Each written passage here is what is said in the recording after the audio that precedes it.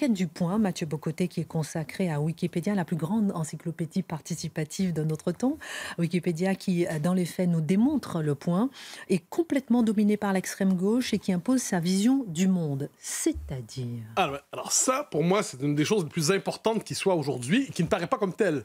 Parce que imaginez le commun des mortels, qui n'est pas occupé à réfléchir toujours à la dimension idéologique des choses. Il se pose une question sur un sujet X, Y, Z. Il va sur Wikipédia et croit trouver une source d'information qui, à défaut d'être parfaite, serait à peu près valable. Il suffit de faire l'expérience de Wikipédia de temps en temps. On l'avait tous fait l'expérience intimement pour constater que sur tous les sujets que l'on dit sensibles, en français, hein, pas en anglais, je le note, en anglais, la qualité est beaucoup plus grande, je m'en désole.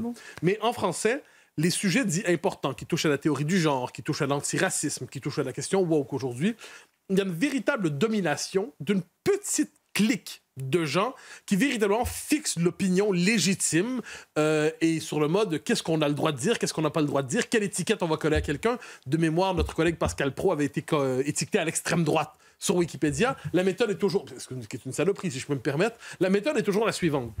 Vous voulez dire du mal de quelqu'un, eh bien, vous écrivez un article, il suffit de trouver une source secondaire quelque part qui légitime votre propos, et dès lors, donc, vous référez à cette source, et là, ça devient autoréférentiel. Donc, une petite clique où on va citer Télérama, Libération, Le Monde, ainsi de suite.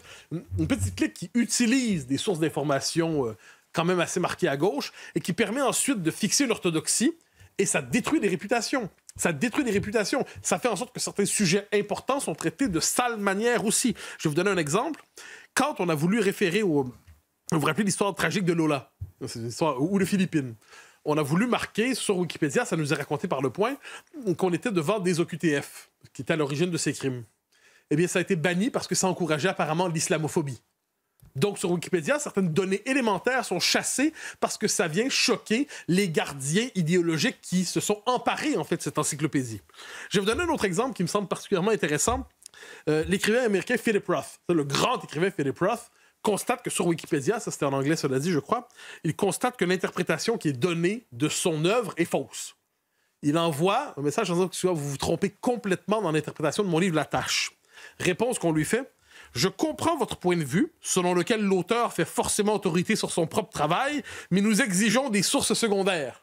Autrement dit, vous n'êtes pas le véritable interprète de votre œuvre. Et autre chose, par exemple, J.K. Rowling, qui est présentée systématiquement, Madame, évidemment, Harry Potter, qui est réduite à une forme de négationniste, hein, c'est le terme qu'on utilise normalement pour nier l'Holocauste, mais une négationniste de la question du genre. On lui prête des propos antisémites qu'elle n'a jamais tenus, on l'assimile à l'extrême droite sans surprise, on l'accuse, encore une fois, on la présente comme un véritable monstre. Marcel Gauchet, plusieurs que vous avez reçus, Marcel Gauchet a été présenté comme un ultra-réactionnaire. La question, c'est quoi la différence entre un réactionnaire et un ultra-réactionnaire? Mais quoi qu'il en soit, il portait cette sale étiquette. Eugénie Bastier, tant d'autres. Enfin, ce qu'on pourrait dire, c'est que c'est véritablement une encyclopédie militante, orientée, idéologique et qui se fait passer pour du véritable savoir. Franchement, pour moi, il était temps qu'on nomme le biais de ce machin. Vous semblez avoir une petite dent quand même contre vous. Franchement, non, parce que c'est malade aussi. Hein. Je vais vous donner un exemple. Une fois, vous nous demandiez sur ce plateau, quel est votre deuxième prénom? Alors, moi, je sais vaguement, parce que je l'ai jamais utilisé de ma vie, Mathieu Yann Bocoté. J'ai jamais utilisé ça de ma vie. Le soir même, Yann apparaît sur Wikipédia, et dès lors, on m'interpelle quelquefois en disant Mathieu Yann. Mais c'est pas mon nom. Non. Donc là, bien sûr, donc là, j'ai envoyé un mot, je sais pas trop comment, mais en disant pourriez-vous enlever ça, c'est pas mon nom. Non, désolé. C'est pas grave. Donc. Et moi, quand j'enseignais, vous savez, j'enseignais pendant des années, je disais aux étudiants, n'utilisez jamais Wikipédia, ce n'est pas une source efficace ou légitime de connaissances. Donc, de ce point de vue, je pense qu'il était nécessaire de cette enquête du Point. Elle permet de frapper, je pense, de révéler la véritable nature de ce machin, de dire nous sommes devant une fausse encyclopédie qui est en fait un vrai guide militant. Je ne vous posez plus de questions sur... ça me rend fou. On met Mathieu Yann. C'est pas mon nom. Je me suis jamais appelé comme ça. En tout cas, sachez que pour notre ami Marc Menon, son âge n'est pas son âge. Hein, et en plus, je suis complottiste pour eux. Ah oui, complotiste. Ah oui, d'accord. Et moi, alors, qu'est-ce que je suis habillé? Non. Ah, vous aussi? Oh là là là là là là. Bon, en tout cas... C'est incroyable. Mais on peut pas faire corriger Wikipédia. Non, justement, on ne peut pas.